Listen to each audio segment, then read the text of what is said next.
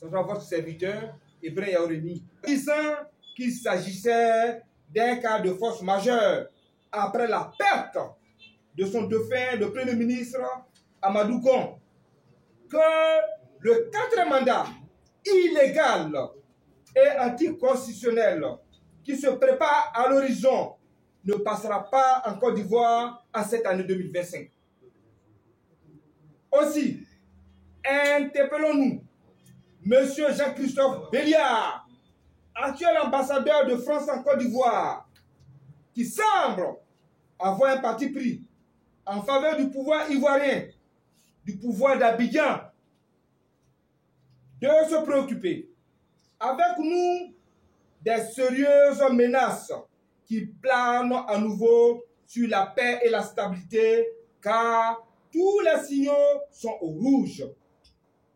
Les Ivoiriens n'accepteront plus jamais des élections taillées sur mesure et imposées par une commission électorale dite indépendante, qui en réalité ne l'a jamais été au regard de son acquaintance avec le parti au pouvoir, le RHDP, pour entraîner la Côte d'Ivoire, notre pays, dans de graves crises pré- et post-électorales, comme ce fut le cas en 2010 et en 2020, avec de milliers de morts.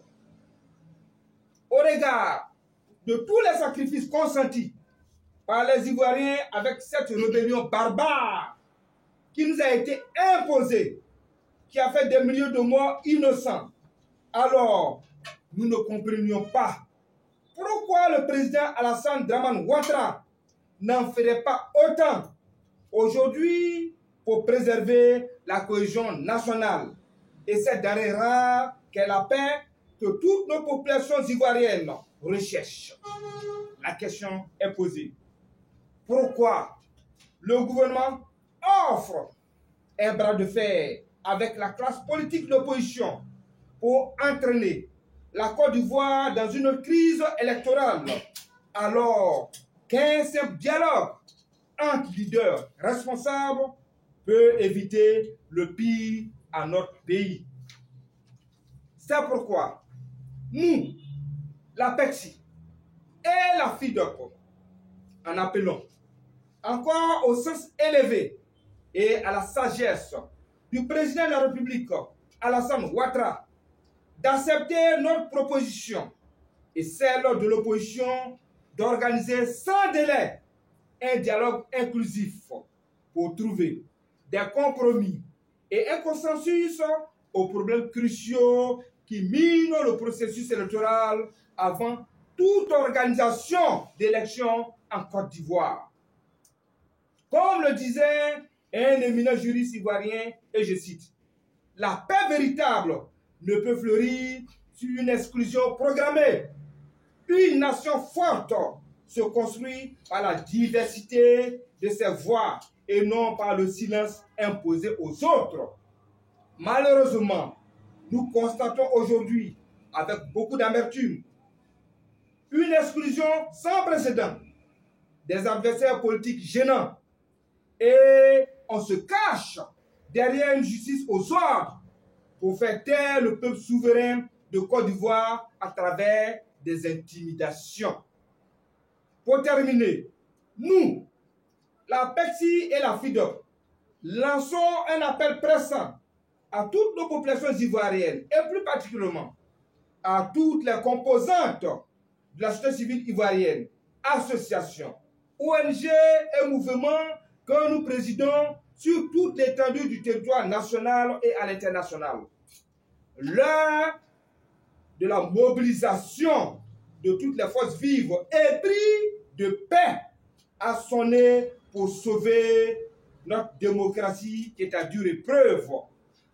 Nous avons tous le devoir, devant l'histoire, de faire échec à tout ce qui se préparait dans l'ombre à faire un hold-up électoral en cette année 2025 qui compte sur la violence, le braquage des urnes, les intimidations, la fraude à grande échelle ou encore sur les armes pour se proclamer vainqueur, que 2025, ça ne passera pas.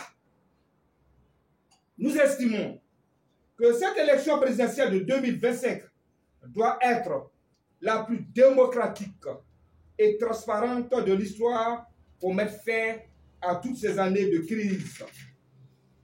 Fait à Abidjan, le lundi 9 juin 2025, pour la PECSI, le PCA Ibrahim Yaouremi, pour la FIDOC, le président, Dr Boga Sako Gervais, et je vous remercie. Merci, Président. Merci, cher ami, d'achever la présentation de nos deux thèmes d'aujourd'hui. Et j'ai senti, pendant que nous présentions, en tout cas que le Président présentait le deuxième sujet, j'ai senti qu'il y avait quelques journalistes qui étaient peut-être pressés de prendre la parole. Le frère, il y avait un souci? Oui, tu voulais prendre la parole peut-être rapidement? Moi? Oui? Non, comme on attendait... Non. Ah, ok. En tout cas, merci beaucoup, les amis. S'il y a des questions, nous nous prêtons à vos questions. On fera comme d'habitude, dès qu'il y a des préoccupations. Mais comme le président l'a dit, on tenait vraiment à remercier toute la presse. Voilà. C'est un combat dans lequel nous sommes lancés. Et sans la presse, on ne peut pas véhiculer voilà, les messages. Et on vous considère tous et on vous respecte tous. On n'a pas besoin de grandes chaînes, etc. Parce que les échos qui nous reviennent montrent que la presse que nous rencontrons chaque jour ici, elle fait bien son travail. Aujourd'hui, les réseaux sociaux ont supplanté et ça, je parle à des intellos, et même certains de nos étudiants, il faut faire vraiment la réflexion. Les réseaux sociaux ont supplanté les chaînes traditionnelles classiques, quoi. Voilà. Avant, quand on voyait leur logo, on dit, ah, toute la presse est là, le monde entier est là, mais c'est faux. Ouais, je suis surpris chaque fois que quelqu'un me dit, j'ai suivi la conférence de presse. Il dit, mais tu étais où? Il dit, non. Il dit, ouais, il y a un travail qui est fait. En tout cas, merci beaucoup. S'il y a des questions, on est à votre disposition. Oui, au fond, on se présente l'organe ou bien le nom en même temps, ça nous suffit. Nouveau réveil, JB. Allons-y, JB. Je voulais savoir, est-ce que la société civile a la possibilité de saisir des instances compétentes dans cette affaire? D'accord. La société civile peut être saisie. Ok. Autre question? Ou bien qu'on fait comme d'habitude, on répond en même temps ou bien on prend. Qu'est-ce que vous préférez? On garde le même schéma? On n'est pas nombreux. Encore on n'est pas nombreux, on garde le même schéma. Président. D'accord. Donc, il a dit, est-ce qu'on peut saisir? Soit je me lance, mais comme c'est je peux me lancer. Oh, il n'y a pas de problème. Ok. Alors, cher ami, mon cher Kouadio, mais on l'a déjà fait. On est déjà dedans. Les premières raisons pour lesquelles on s'est retrouvés ici, c'est parce que nous avons saisi le secrétaire général des Nations Unies. Et nous avons saisi l'Union européenne. Avant même que le président Tidjane Thiam ne soit reçu à Bruxelles, nous avons été les premiers. Et l'Union européenne a dépêché ici son représentant. Quand ils ont vu qu'on faisait une conférence de presse, ils ont été les premiers, on ne les a même pas invités. C'est une conférence de presse. Et une institution internationale s'est déplacée. Parce que quand on a saisi Bruxelles, on a dit que le représentant de l'Union européenne en Côte d'Ivoire semble être de connivence avec le pouvoir Ouattara. Donc on l'a supplanté lui-même, on a supplanté la dame, l'ambassadrice ici, pour saisir la base. Et ça, ils ont compris. C'est pour ça qu'ils ont dépêché là. Ils sont témoins, hein, vos collègues journalistes. Donc on n'a même pas attendu. Nous sommes indépendants, nous sommes autonomes et nous faisons notre travail pour notre pays. On ne fait même pas pour quelqu'un. Ce pays nous appartient aussi. Je tenais vraiment à le préciser. Parce que ce n'est pas des gaietés de quelqu'un. En jour férié, on est ici. Politique. Et quand vous parlez, on dit non, politique, je suis pas dedans. Mais tu es dedans. Parce que quand le pays va brûler, ça va te trouver dans ta maison. Quand ce pays a brûlé en 2010, ça a trouvé des gens dans leur maison. Des gens qui disaient, ah, moi, je ne fais pas politique. Ça t'a trouvé dans ton salon. C'est Dieu qui a voulu que nous soyons vivants. Sinon, moi, j'ai fui en exil. Pour 10 ans. Et pourtant, je n'étais pas politique. Mais j'ai pris position ferme. Parce que ce que la communauté internationale a fait dans mon pays, je ne peux pas l'accepter. Ce que Nicolas Sarkozy a fait, c'était une insulte. J'en ai fait des livres. Non, cher ami, on est tout à fait libre et on sait ce qu'on fait. Je tenais à te le dire amicalement, mais on n'a même pas attendu. On a déjà saisi des instances. Et on continuera de le faire, autant que faire se peut. Merci. Président, c'est bon? Oui, c'est bon, c'est bon. Je voudrais juste vous rassurer que, comme Dr Bokar Sako vient de le dire, c'est ça le rôle de la société civile. Nous devons pouvoir anticiper les actions. Et nous avons su anticiper. Et nous ne cessons de le dire que 2025, ce n'est pas 2020. 2025, la société civile, nous sommes déjà engagés. Nous serons au devant de ce combat. Quel que soit ce que cela nous coûterait, nous serons au devant de ce combat.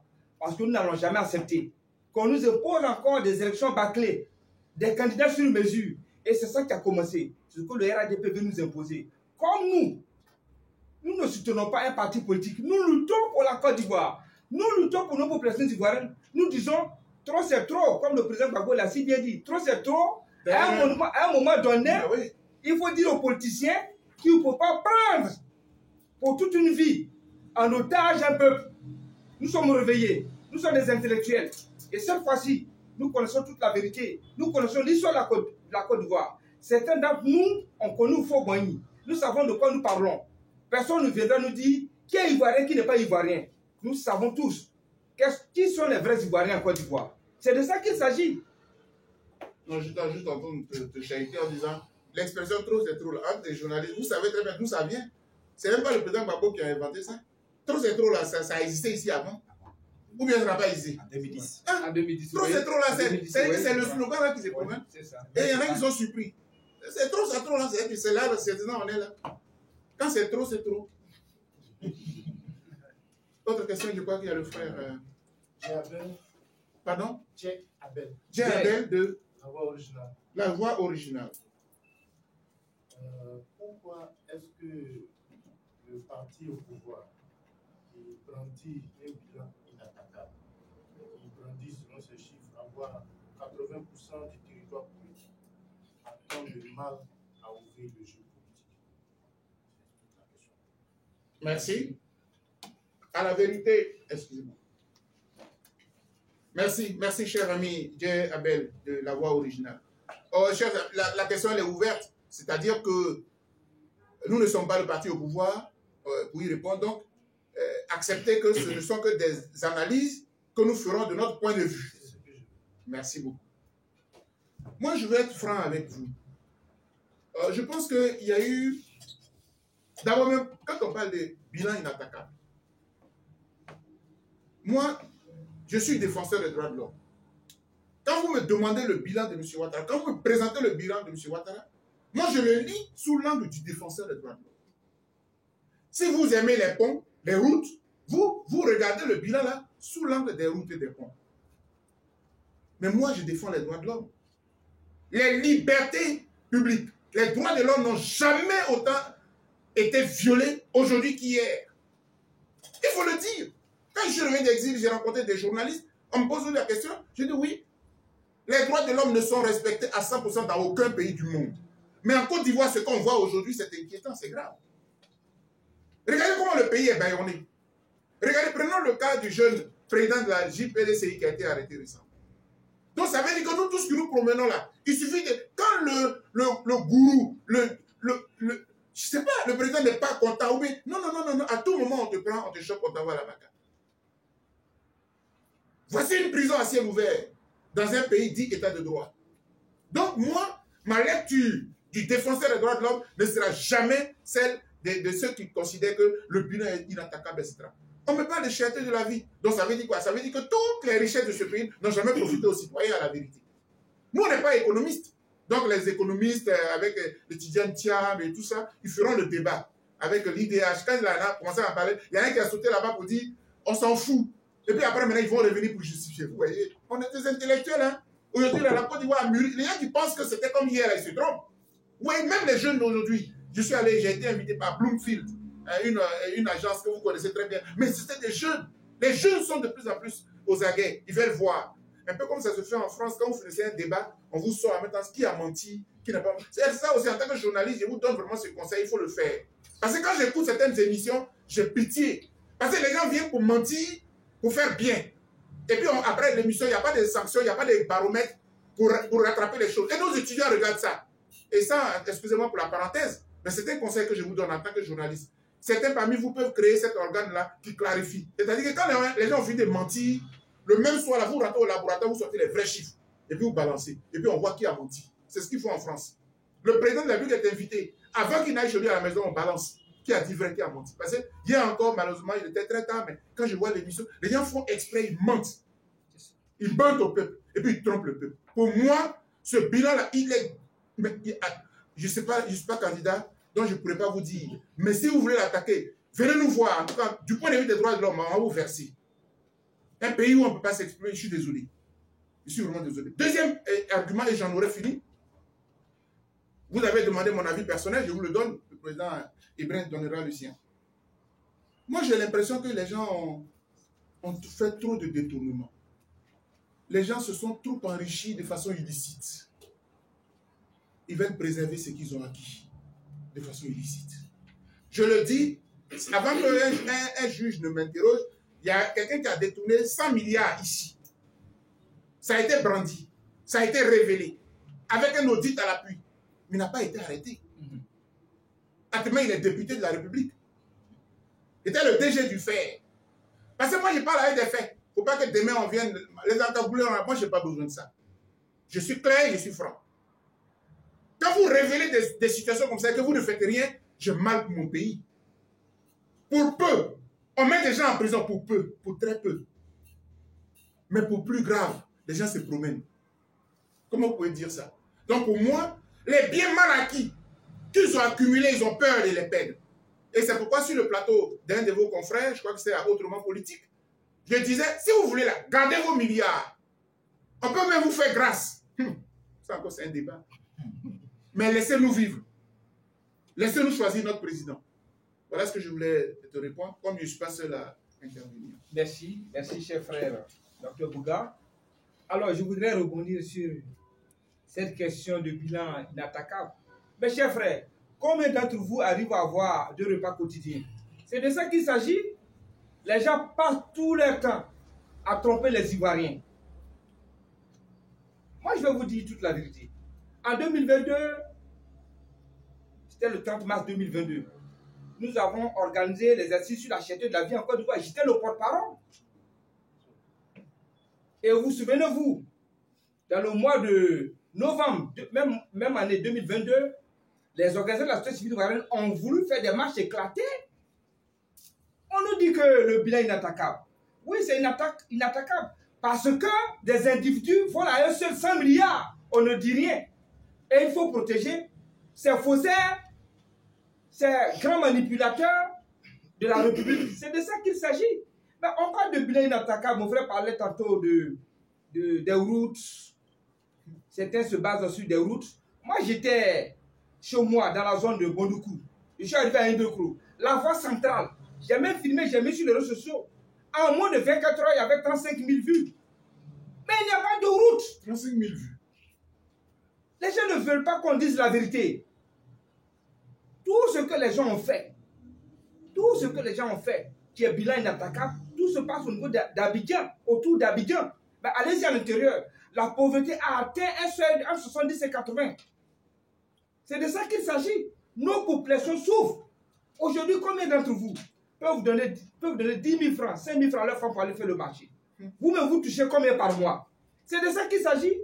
Pendant ce temps, des individus de la République volent des centaines de milliards, on ne dit rien.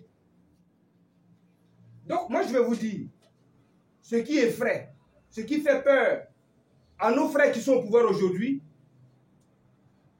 ce sont les actes qu'ils ont dû poser. Ils se disent, mais après le pouvoir, après avoir perdu le pouvoir, ils deviendront quoi? Mais si vous avez volé, mais vous serez poursuivis. Mais si vous avez volé, vous êtes allé cacher de l'argent quelque part. Parce que nous, au niveau de la société civile, nous allons demander l'audit de l'administration à tous les niveaux. Il faut faire l'audit de l'administration. Tous ceux qui ont volé, qui ont pillé le pays, il faut les arrêter. C'est de ça qu'il s'agit. Il faut faire comme le Sénégal. Tous les ministres qui ont pillé, qui ont gardé de l'argent à l'extérieur, il faut rapatrier ce fonds-là ici. C'est de ça qu'il s'agit. C'est ça qui les fait peur. Ils parlent de bilan inattaquable. Un coup KO. Mais dans ce pays, en Côte d'Ivoire, nous avons eu la chance d'être observateurs. Les dernières élections, nous avons déplacé 115 observateurs. Depuis les indépendances, même le RDR ne peut pas déployer plus de 500 observateurs. Nous l'avons fait, nous connaissons, nous avons changé avec nos populations dans toutes les zones. La pauvreté est plus grandissante que jamais. Alors, chers frères, ne vous laissez pas emballer par ces personnes qui aujourd'hui sont troublées. Certains d'entre eux, je ne sais pas si c'est l'épilepsie, c'est une maladie, le 3e degré de l'épilepsie, où par moment on perd la mémoire.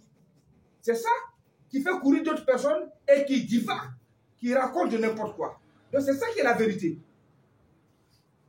Oui. Arsène Louré, Soir Info. Soir Info, Arsène. Louré, ouais. Ouais, mais